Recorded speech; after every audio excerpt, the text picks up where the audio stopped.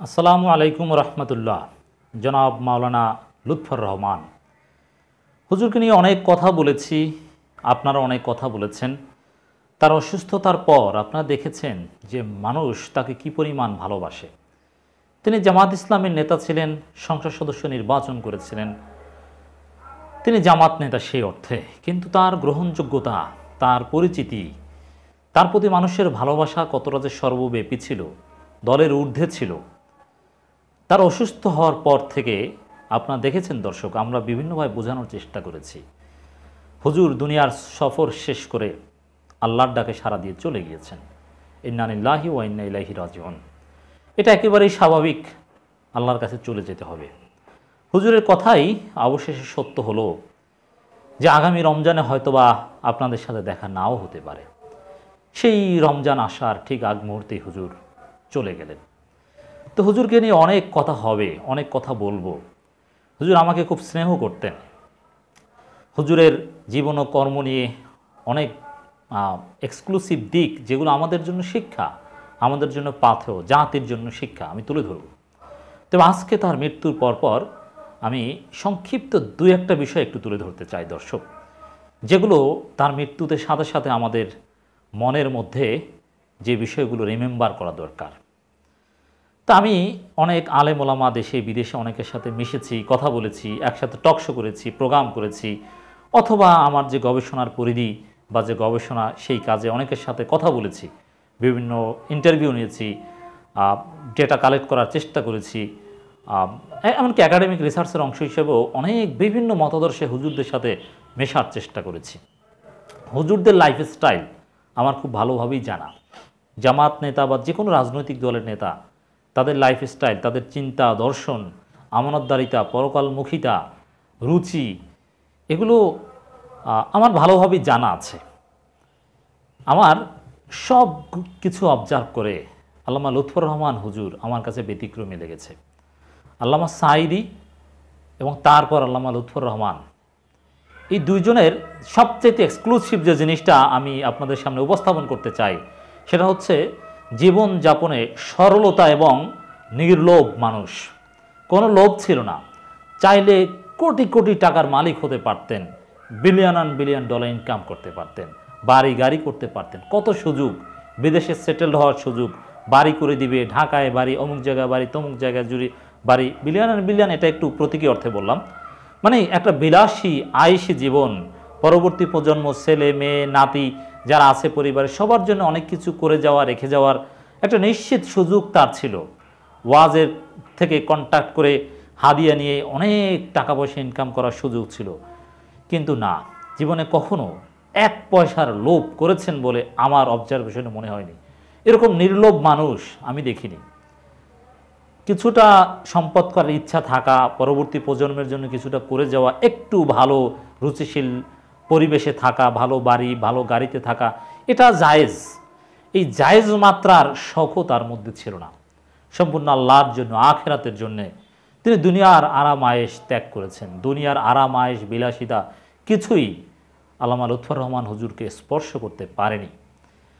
তার সবচাইতে সুপ্রিমেসির জায়গা আমার কাছে এটাই মনে হয়েছে যে আখিরাতের জন্য, আল্লাহর জন্যে এত বড় সুযোগ হাতছাড়া করে দিয়ে এত সিম্পল লাইফ লিড করতে পারে, খুব কম মানুষের ক্ষেত্রে এরকম হয়েছে। এত সরল, এত সিম্পলিসিটি আমাদের এই যুগে আমার মনে হয় আমাদের জন্য বড় শিক্ষা এটা। আমরা যারা একামতে দ্বীনের কাজ করি, আমরা যারা ইসলামী আন্দোলন করি, আমরা যারা দাওয়াতি কাজ করি, আমাদের সবার মধ্যে কম বেশি বিলাসিতা আছে, অর্থের প্রতি লোভ আছে। একটু বেশি টাকা কীভাবে পাওয়া যায়, একটু ভালো গাড়িতে চলা, ভালো পোশাক, হ্যাঁ, এগুলো না জায়েজ নয়, একটা লেভেল পর্যন্ত জায়েজ। কিন্তু তারপর তাকওয়ার একটা বিষয় আছে, কে কতটুকু স্যাক্রিফাইস করতে পারে এটার একটা বিষয় আছে। সেই কম্পিটিশনে আমার মনে হয় আল্লামা লুৎফর রহমান হুজুর ছিলেন আমাদের জন্যে আদর্শ, অনুকরণীয়। বর্তমান প্রজন্মের মধ্যে যারা জীবিত ছিলেন তাদের মধ্যে উপরের সারিতে। তো একে একে সোনার পাখিগুলো উড়ে যাচ্ছে, চলে যাচ্ছে আল্লাহর দরবারে। আল্লামা সাঈদীর পর আমরা সবচেয়ে বড় সম্পদ হারালাম আল্লামা লুৎফর রহমান হুজুরকে। তার সেই দরদ মাখা নসিহত আমরা আর শুনবো না, কিন্তু তার ওয়াজগুলো আমরা শুনবো, আমরা ছড়িয়ে দিব। আমরা নিজেরা শুনবো, অন্যকে শোনাবো, তার লাইফস্টাইল, তার জীবন দর্শন, নসিহত থেকে আমরা শিক্ষা নেওয়ার চেষ্টা করব। হুজুরের মৃত্যুর পর আমি কিছুক্ষণ অবজার্ভ করলাম যে সাধারণ মানুষ, মুসলমান দল মত নির্বিশেষে যে শোক তার প্রতি ইন্নানিল্লাহ যেভাবে পড়ছে, কত মানুষই তো মারা যায়, তাতে হার রিয়াক্ট বা মানুষ এগুলো কেয়ার করে না। কিন্তু আল্লামা লুৎফর রহমান হুজুর মারা যাওয়ার পর আমার মনে হয় বাংলাদেশে ইস্যু একটাই, যে আল্লামা লুৎফর রহমান হুজুর মারা গিয়েছেন। রাজনৈতিক অঙ্গনের শোকের ছায়া, আলেম ওলামা, ইসলামপন্থীদের মধ্যে কৌমি আলেম ওলামারা শোক জানিয়েছে, শেখ আহমদুল্লাহ শোক জানিয়েছেন, আরও বড় বড় কৌমি আলেম ওলামারা দেখলাম যে এই বিষয়ে শোক জানিয়েছে। তার প্রতি একটা অকৃত্রিম ভালোবাসা কাজ করে। রাজনৈতিক নেতারা, গণ অধিকার পরিষদ বা আরও অনেকে শোক জানিয়েছেন।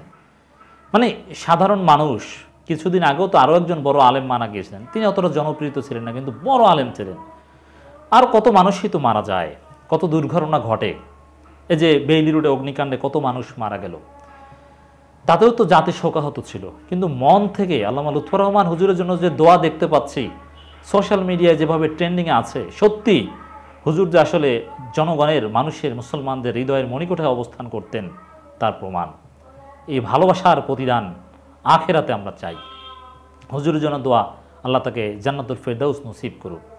যাদের সুযোগ হয় হুজুরের জানাজায় উপস্থিত হবেন, এরকম কিংবদন্তি আলেমী দিন আপনি নিকট ভবিষ্যতে আর পাবেন না। জীবিতদের মধ্যে সেরকম দেখছি না এরকম প্রবীণ, অভিজ্ঞতা সম্পন্ন, সর্বজন শ্রদ্ধেয় ব্যক্তিত্ব। অমূল্য সম্পদ আমরা হারালাম। আল্লামা লুৎফর রহমান, আল্লামা সায়েদি আরও আসুক, আমরা সেই দোয়া করছি।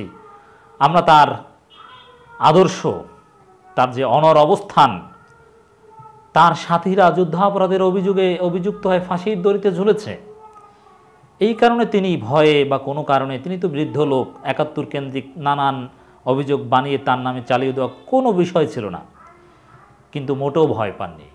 যখন জামাত ইসলামের নাম কেউ নিতে পারতো না, সেলিব্রিটি হুজুররা, বড় বড় পাবলিক স্পেয়ারে যারা ওয়াজ করেন তারা যখন জামাতকে শুধু সংগঠন বলে ইশারা ইঙ্গিত করতেন বা এখনও করেন, আল্লামা লুৎফর রহমান হুজুরের মধ্যে কোনো হীনমন্যতা, কোনো ভয় দেখিনি। তিনি জামাত ইসলামের নাম সাহসের সাথে সব সময় উচ্চারণ করে গেছেন। এরকম আত্মবিশ্বাসী, সাহসী আলেমও খুব কম আছে। তা আমরা আসলে রাজনৈতিকভাবে তাকে তেমন দেখি নেই, কিন্তু তার রাজনৈতিক আইডেন্টিটি জামাত নেতাদের জন্য শিক্ষা। একজন আলেম হিসাবে, মানুষ হিসাবে, সমাজকর্মী হিসাবে, রাজনীতিবিদ হিসাবে নানানভাবে তাকে মূল্যায়ন করতে হবে।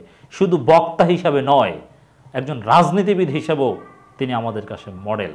অতএব দর্শক, আমি অনুরোধ করব যে হুজুরের মৃত্যুতে শুধু শোক জানানো, ছবি শেয়ার করার চাইতে হুজুরের বিভিন্ন সারা জায়গার নসিহত আছে, মৃত্যু নিয়ে নানান সংক্ষিপ্ত ছোটো ছোটো ক্লিপস আছে, সেগুলো বেশি বেশি শেয়ার করুন। হুজুরের বিভিন্ন মোটিভেশনাল নসিহতগুলো ব্যাপকভাবে আমাদের মধ্যে ছড়িয়ে দিন।